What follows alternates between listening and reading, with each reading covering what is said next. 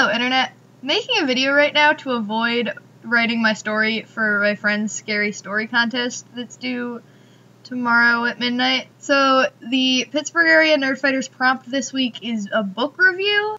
I, myself, am going to review Geektastic. It is my go-to book whenever I'm feeling upset. Yes, when I'm upset, I read books. But Geektastic is glorious. It has, like, all of my favorite authors in one book.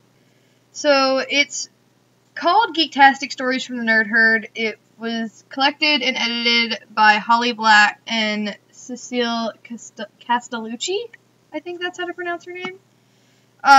It's so good. There's stories about conventions. There's stories about just being awkward in high school. There's stories about cosplaying. And in between every story, there are these comics, which are entirely entertaining. How to tell if your dice are lucky. How to look cool and not drool in front of your favorite author. Which I actually read right before I met John Green and got this book signed by him, because he has one story in here. If you didn't know, I feel like you should know that he was in here.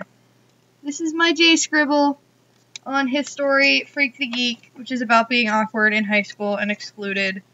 And it's glorious. He came to Black and White and Read All Over in Pittsburgh. You need to read this book. You really do. If you are a nerd, if you are a geek, whatever you want to call yourself. I know there's a debate about being a geek or a nerd. I think they're the same thing.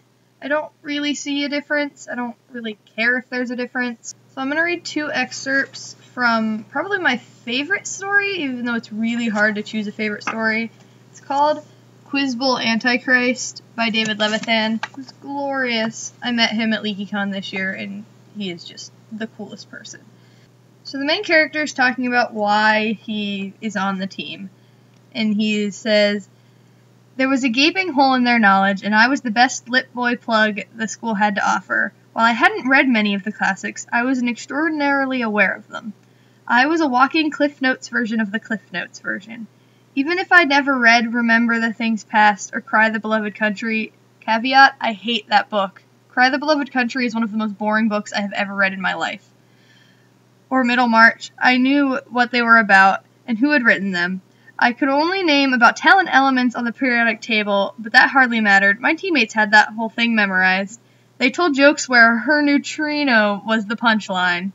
He talks about Sung, the fearless leader, and then, "I agreed to join the Quiz Bowl team for 4 reasons. 1. I needed it for my college application. 2. I needed a good grade in Mr. Phillips' physics class for my college application, and I wasn't going to get that from ordinary studying. 3.